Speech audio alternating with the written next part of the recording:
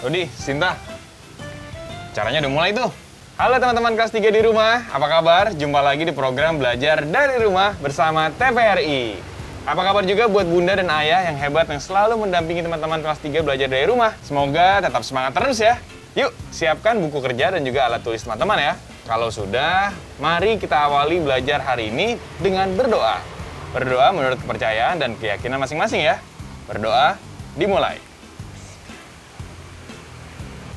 Berdoa selesai. Nah, sebelum kita mulai belajar, yuk kita lakukan sedikit pemanasan supaya badan kita menjadi lebih rileks dan belajarnya jadi tambah semangat. Ikutin gerakan Kak Jo ya. Yang pertama. 1, 2, 3, 4, 5. Selanjutnya. 1, 2, 3, 4, 5. Arah sebaliknya. 1, 2, 3, 4, 5.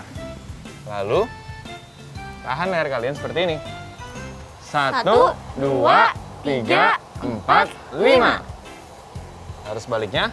1, 2, 3, 4, 5. Ke atas. 1, 2, 3, 4, 5. Terakhir ke bawah. 1, 2, 3, 4, 5. Selesai deh. Gimana? Sekarang udah lebih rileks kan? Udah Kak, aku jadi tambah semangat belajarnya. Yaudah, kalau gitu sekarang kita bilas mobil ayah ya. Sinta, kamu masih nyiram tanaman. Kita mau pakai selangnya untuk membilas mobil ayah. Kayaknya aku udah cukup deh nyiram tanamannya. Sebentar, aku ambil dulu ya Kak. Ada pelangi. Mana? Nggak ada pelanginya. Bukan di situ, Dot, tapi di sini. Kok pelanginya ada di halaman rumah? Emang pelangi mestinya ada di mana? Di langit lah, Kak. Kata siapa? Kan kita juga bisa menciptakan pelangi. Loh, bukannya pelangi itu ciptaan Tuhan ya, Kak? Itu juga benar. Tapi Tuhan juga menciptakan kita menjadi manusia yang punya akal budi. Sehingga kita bisa melakukan percobaan sederhana yang akhirnya memberi pengetahuan bagi kita bahwa pelangi terjadi karena adanya sinar matahari yang melintasi titik air hujan. Oh gitu Kak, makanya pelangi sering muncul saat hujan ya Kak? Iya betul, bersamaan saat matahari masih ada. Terus kenapa munculnya di halaman rumah Kak? Kan nggak ada hujan. Emang nggak hujan sih, tapi tadi kan Kak Sinta lagi nyiramin tanaman pakai selang air ini. Oh, jadi air yang keluar dari selang itu seolah-olah hujan ya Kak? Betul, tuh lihat. Indah kan? Iya Kak, nggak perlu nunggu hujan dulu.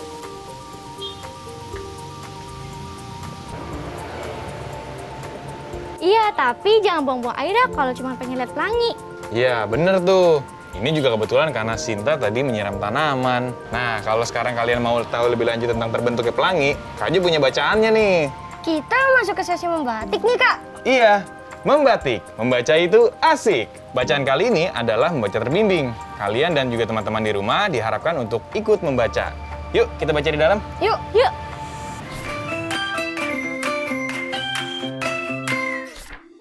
Bagaimana pelangi terbentuk? Bayangkan saat terjadi hujan besar, kamu harus berada di dalam rumah. Beberapa saat kemudian, hujan mulai reda. Perlahan matahari mulai keluar dari balik awan. Cobalah lihat keluar. Pada saat itulah kamu akan melihat pemandangan yang indah. Kamu akan melihat pelangi. Namun, kejadian ini jarang terjadi. Karena biasanya sinar matahari masih terhalang oleh awan.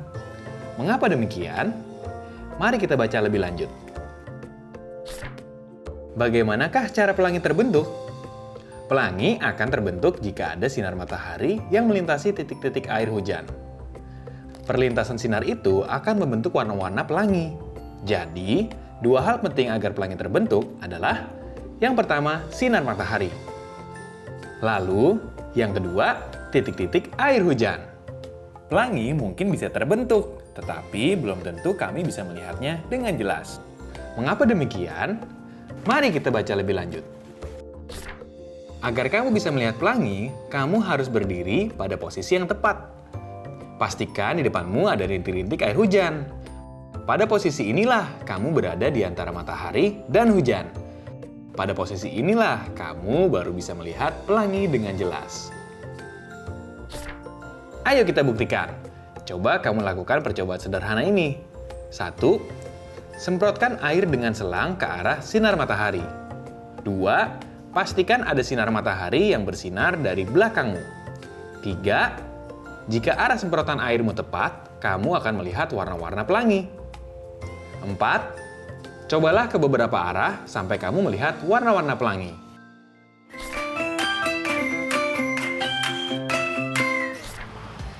Nah, itu dia tadi bacaan terbimbing kita yang berjudul Bagaimana Pelangi Terbentuk. Gimana, Dot? Sekarang sudah paham kan? Sudah, Kak. Kalau sudah paham, coba jawab pertanyaan Kak Jo ya. Teman-teman di rumah juga ikut menjawab ya. Apa yang diperlukan agar pelangi terbentuk? Sinar matahari dan titik-titik air hujan, Kak. Iya betul, lanjut ya. Bagaimana pelangi dapat terbentuk? Ya Sinta? Pelangi akan terbentuk jika ada sinar matahari yang melintasi titik-titik air hujan. Ya, betul sekali.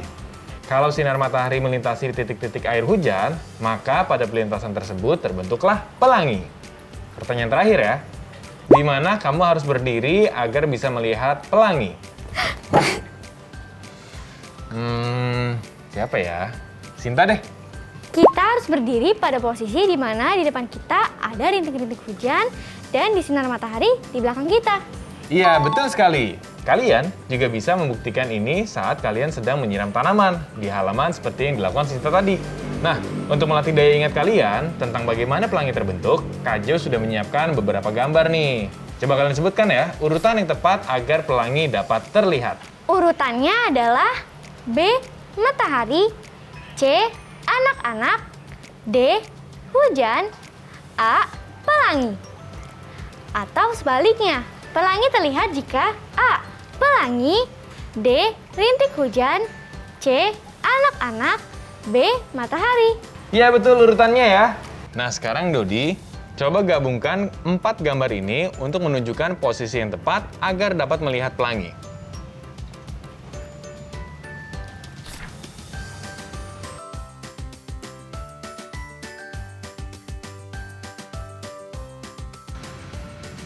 Kayak gini, Kak. Iya, tepat sekali. Jadi, anak-anak harus berdiri di antara hujan dan matahari sehingga mereka bisa melihat pelangi.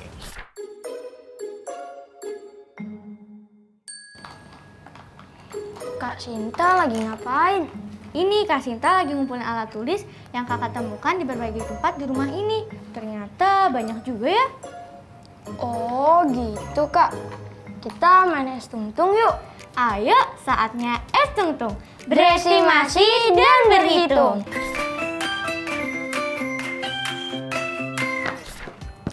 Dot, misalkan satu kotak pensil ini berisikan 22 pensil. Kira-kira kalau ada 5 kotak pensil, total pensilnya ada berapa ya? Menurutku kurang dari 100, Kak. Bener nggak tuh? Bener nggak ya? Teman-teman di rumah, apakah perkiraan Dodi masuk akal? Kalau iya, apa alasannya? Kalau tidak, juga apa alasannya?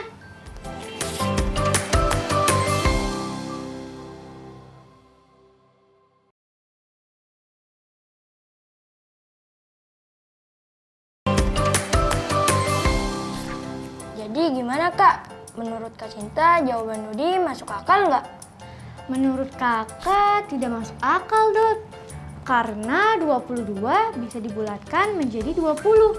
Maka kalau 5 dikali 22, pasti hasilnya lebih dari 100. Iya juga ya. Bagaimana dengan teman-teman di rumah? Apakah hasil yang kalian jawab masuk akal atau tidak? Lalu mengapa?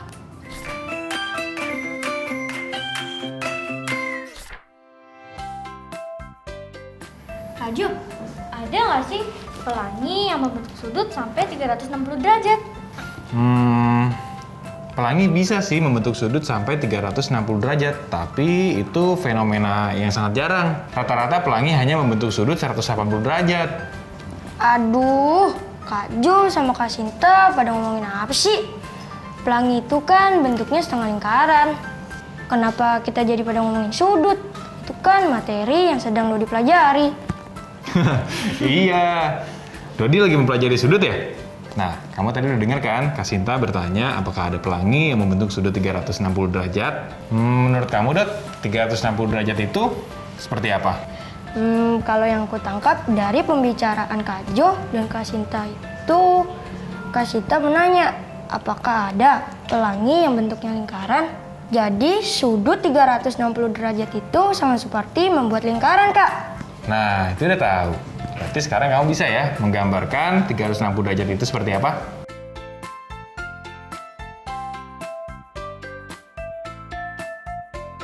Gini, Kak. Kita sedang berbicara tentang sudut loh, Dot. Oh, aku tahu.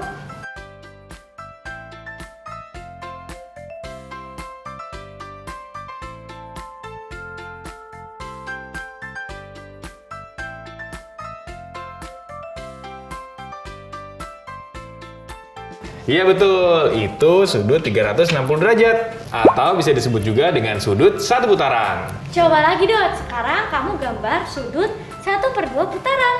1/2 putaran. Berarti sudutnya 180 derajat ya, Kak? Wah, kok kamu bisa tahu? Kan 360 derajat berarti 1 putaran. Berarti kalau 1/2 putaran, ya setengahnya 180 derajat. Wah, Dodi keren. Masih ngerti loh. Coba gambarnya gimana, Dot, kalau 180 derajat?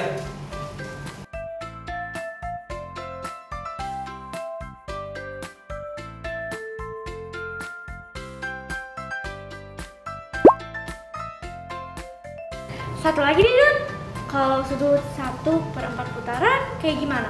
Kalau itu aku tahu dong, 180 dibagi 2 kan jadinya 90 derajat.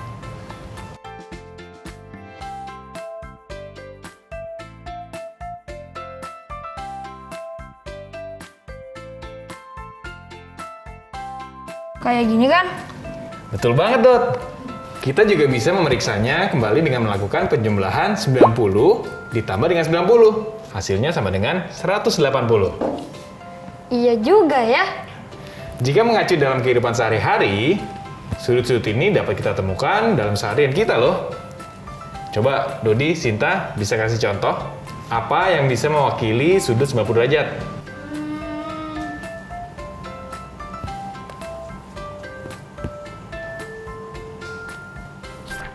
Saat jarum jam menunjuk ke pukul 9, Kak. 2 jarum jam membentuk sudut siku-siku. Iya, betul sekali. Kalau sudut 180 derajat, Dodi bisa kasih contoh nggak? Pas kita dipanggil Bunda, Kak. Kalau kita membalikan badan, kita bisa membentuk sudut 180 derajat. Wah, Dodi sering dipanggil Bunda ya. Nah, kalau sudut 360 derajat, sama seperti kita bisa lihat saat kita sedang membuka tutup botol dan memutarnya 1 kali.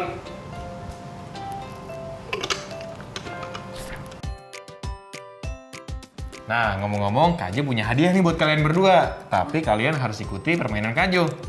Asik! Permainan apa, Kak? Sebentar, ada yang perlu diatur dulu nih. Kalian mau bantu Kak Jo kan? Bisa. Emang Kak Jo mau ngapain? Kita coba pindahin kursi ini dulu ya.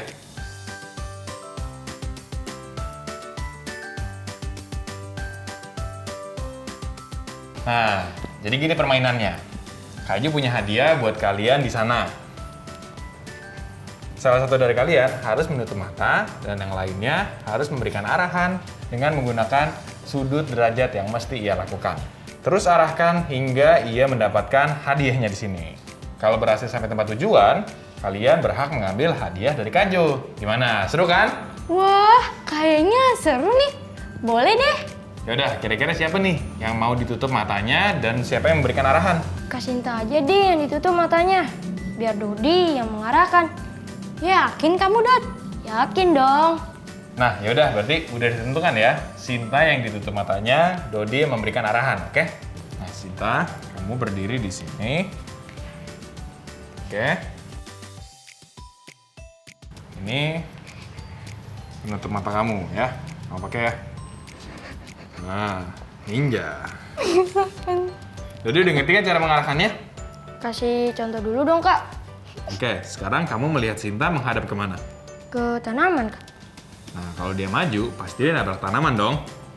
Tugas kamu adalah mengasih tahu Sinta untuk berbelok berapa derajat sehingga ia tidak menabrak tanaman.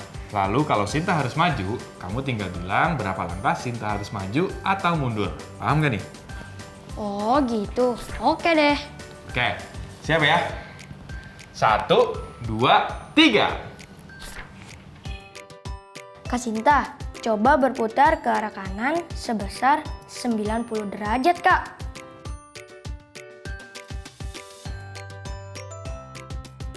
Lalu, maju 1 langkah.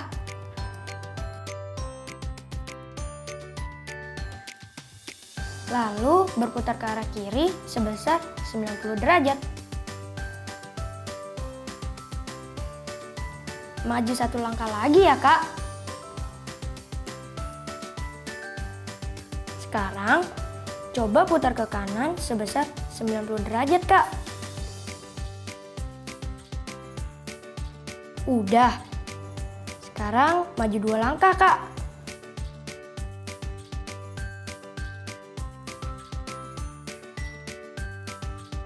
Nah, sekarang putar ke kanan sebesar 180 derajat. Yakin, Dot? Salah.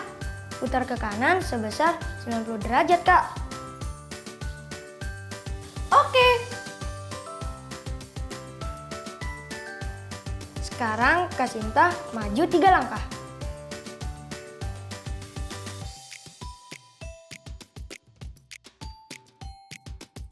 Selanjutnya putar ke kanan ya, Kak, sebesar 90 derajat.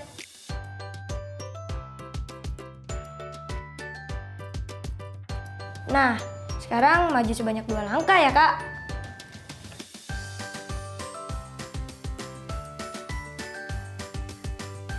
Kita udah sampai di tujuan deh. Yeay! Wah, kalian keren ya. Kompak banget. Iya dong. Nah, sekarang hadiah buat kita apa nih? Tuh, di laci buka aja. Wah, ada coklat. Asik. Makasih ya, Kak Jo. Iya, itu hadiahnya untuk kerja keras kalian yang sudah semangat untuk belajar terus. Oh iya, teman-teman di rumah juga bisa loh bermain seperti yang tadi kami lakukan. Ajak ayah, bunda, kakak, atau anggota keluarga lainnya. Kuncinya harus kompak ya. Betul banget. Teman-teman di rumah, Kak Jo punya tugas nih buat kalian. Perhatikan gambar ini dan tabel berikut ini. Tugas kamu adalah menggambar besaran sudut sesuai dengan perintah di kolom atasnya.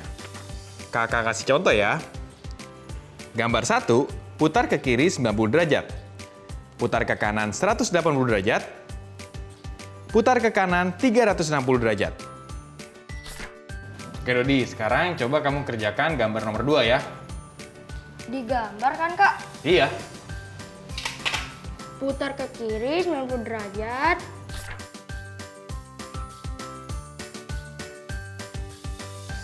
Putar ke kanan 180 derajat. Putar ke kanan 360 derajat. Yeay, Dodi hebat. Nah, teman-teman sudah paham cara kerjanya kan? Kerjakan di buku kerja kamu ya. Teman-teman, yuk kita buat pelangi sendiri di rumah kamu. Yang perlu kamu siapkan adalah yang pertama, gelas bening. Yang kedua, kertas kosong. Ketiga, senter. Siapkan juga laporan proyek kamu ya. Isi laporannya terdiri dari judul proyek, alat dan bahan, langkah-langkah, dan hasil kegiatannya. Setelah itu, tulis juga perasaanmu saat melakukan proyek tersebut. Apakah sangat senang, senang, atau cukup senang? Lalu, bagaimana perasaanmu melihat hasil proyekmu? Apakah sangat senang, senang, atau cukup senang? Hari ini seru juga ya? Seru banget Kak Jo. Iya Kak, Dodi jadi tahu kalau pelangi bisa muncul di rumah kita karena proses terbentuknya menggunakan rintik air dan sinar matahari. Iya Kak, aku juga senang karena kita lebih mengenal sudut 90 derajat, 180 derajat, dan 360 derajat dengan bereksplorasi sendiri tadi. Syukurlah kalau kalian senang. Iya Kak, lingkungan yang menyenangkan sangat membantu aku lebih memahami materi. Gimana dengan teman-teman di rumah? Apakah cukup menyenangkan juga buat teman-teman di rumah? Pastinya, belajar harus dibuat menyenangkan ya, supaya kita selalu bersemangat saat melakukan kegiatan belajar ini.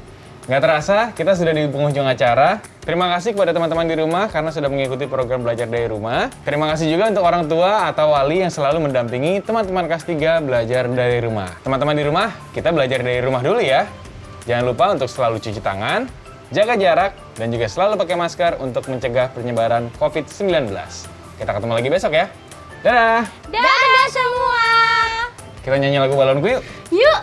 Kenapa mesti lagu balonku Kak? Karena warna balonnya seperti warna-warna pelangi. Rupa-rupa warnanya ya Kak? Yuk, 3, 2, 1. Balonku ada 5, rupa-rupa warnanya, hijau, kuning, kelabu, Merah muda dan biru. meletus balon hijau dor, hatiku sangat kacau. Balonku tinggal 4, kulegang erat-erat. Sekarang tetap belajar dari rumah ya teman-teman. Ingat, jaga jarak, rajin mencuci tangan, dan pakai masker agar kita mencegah penyebaran COVID-19. Sampai jumpa!